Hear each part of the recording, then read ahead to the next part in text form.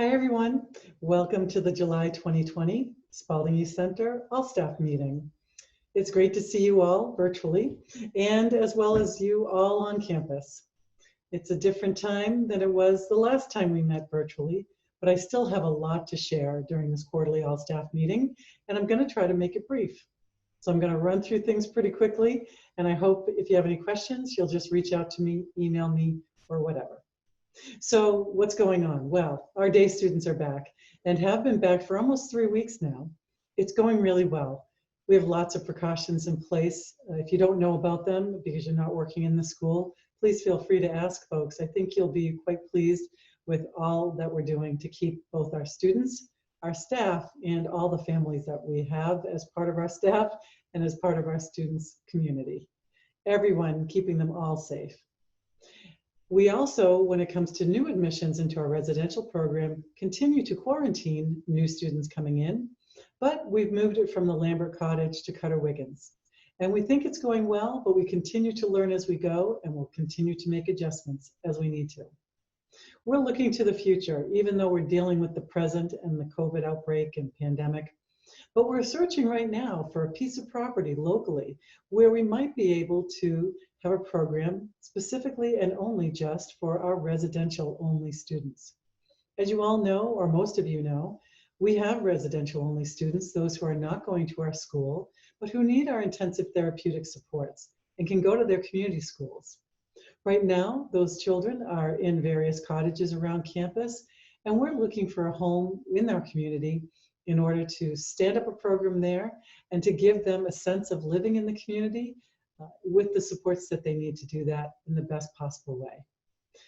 As we all know as well, sadly, Crotchet Mountain has closed its doors or will be closing its doors to all programs on the mountain. And so July 31st is the first date that they're closing down one portion, one program, and they're going to continue that throughout the rest of the year. We're working directly with them to see if there's anything that we can do to help. Is there anything that we can do to change some of our programming to be able to support students who might typically have gone to Crotchet Mountain? We'll see. More to come. We've also been doing some interesting stuff around campus. As some of you have seen, I hope you've seen, if you're walking around, our laundry building is making great progress.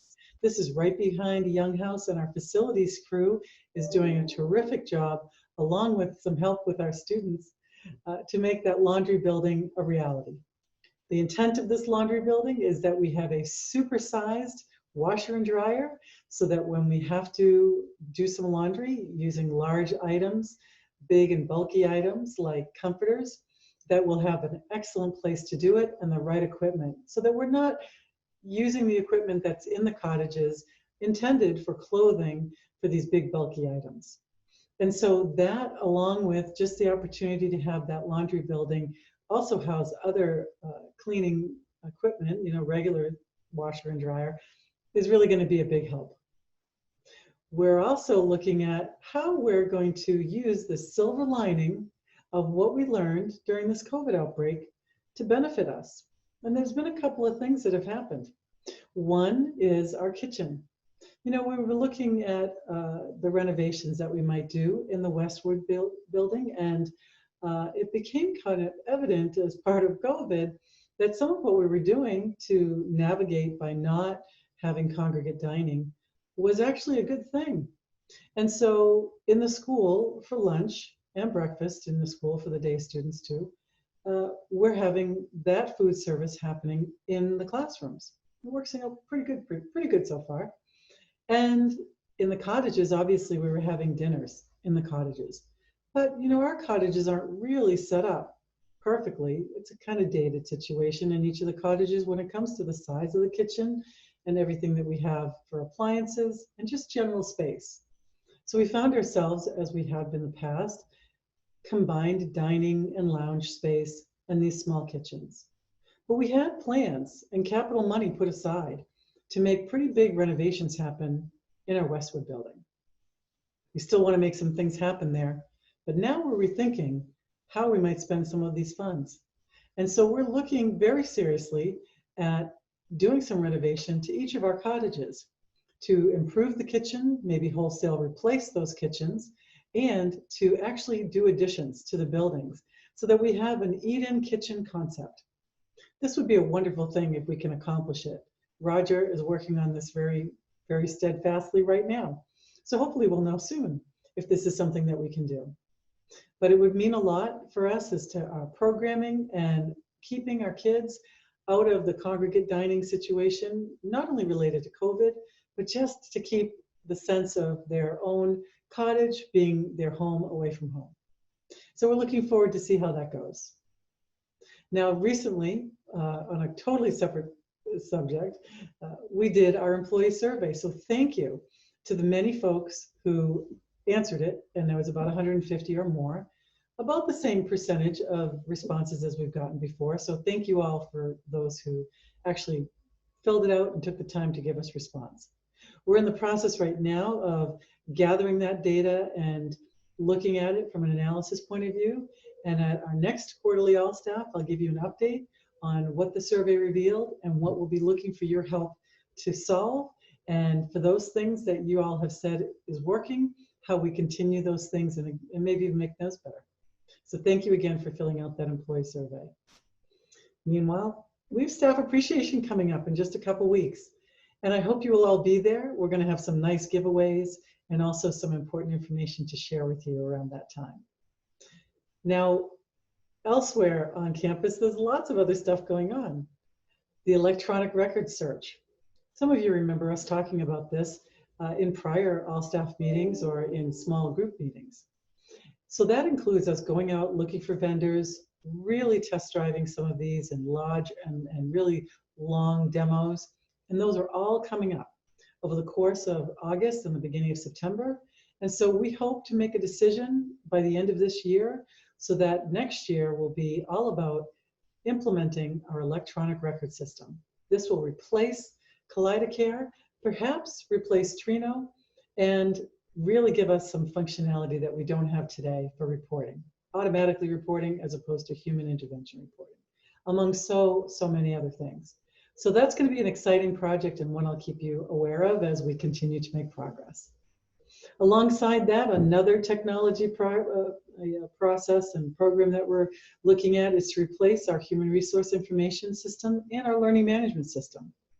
These are important, and for some of you who have been here for a while, you're using Harper's now, but you were at one point going to convert to Sync HR. That project didn't work out. We learned a lot from that. That was a while back, sort of when I first started. That was all in play, but it didn't really work out. It wasn't the right product for us. This time, we're going to get it right. And it's going to be an exciting project, one that hopefully will give you access to information so much more easily about your benefits and your payroll and all these other things. And so you'll learn more about that, and that will be coming up next year as well. So right now, we're looking at vendors, and we're making some selection process decisions along the way. So again, more to come.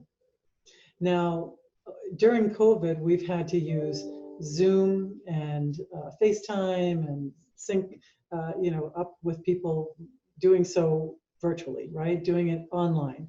And we've had some trouble. Our infrastructure wasn't intended to have 50 Zoom participants all around campus at the same time. It takes a lot of bandwidth. And so we've recently made massive infrastructure updates. You should not see the same kind of issues that you might have seen before when it came to Zoom meetings, to all types of virtual meeting and online meetings. And so you should not be seeing those issues anymore. That's for the children making the calls to parents and guardians, and for our staff who are using this equipment every day, because we're still doing a lot of this stuff virtually, and we will probably for some time to come. So we made the investment, we made the changes, and thank you so much to our IT team who came in weekends and made a lot of long hours result in what we hope is better functionality for all of us. Great job. As part of that too, and as part of COVID and going back to the concept of silver linings, we had a lot of telecommuting for people who didn't always have to interact physically with the children and other staff members here, but could do so using Zoom or conference calls, etc. You know, we're taking this as a learning opportunity because we don't have tons of space on campus for office space and meeting space. And so we're really looking at those who can telecommute, either in whole or part, meaning 1 or 2 days a week they could telecommute, or maybe even full-time telecommute and still be very effective in doing their job. So expect that some of that's going to be happening. It won't be the right solution for everybody or for every job, but for those that it does work out for, well, I think it's kind of a cool solution that we absolutely should be looking at and taking seriously. There's a lot more going on. I think those are good highlights. And we do have a Spaulding Spirit Award winner, but I'm going to announce that separately because we're trying to figure out how do we do what we used to do and have some fun and really celebrate these people and get them to feel the love and support when they are announced. So I'm going to figure that out, and it won't be too long, maybe next week, but we'll announce the Spaulding Spirit Award winner for this quarter as well. I have to say, as I think I always do, but I just really have to say it again, thank you. Thank you so very much for all you are all doing to keep us safe, wearing masks, helping to remind our coworkers how to wear those masks properly. Not always easy. They slip down. We move them across. You know, all the fun with masks, right? I got mine right here, and yeah, it matches my dress today. Anyway, that's a silly thing, but anyway, we have a lot going on. Let's be honest. Let's be serious, right? And you guys are doing a great job. We're trying to communicate. I'm trying to communicate, but I know all of your leadership team is trying to stay communicative with you all about everything that's happening and how proud we are to still remain COVID-free. It might not be forever, but for every day that we're COVID-free, it's a good day. And because that means that you're healthy. It means that our kids are healthy. It means our staff is healthy. And that is just a really something to be very grateful for. And I'm grateful. I'm grateful for that. I'm grateful for you, and I'm so grateful for everything that you're doing to make sure that we're here and we're working and we're doing well as an organization, and we have a future that is bright, and you're a part of it. So thank you again for everything that you're doing, and I hope that you found this quarterly all-staff meeting informational and good. Talk to you soon.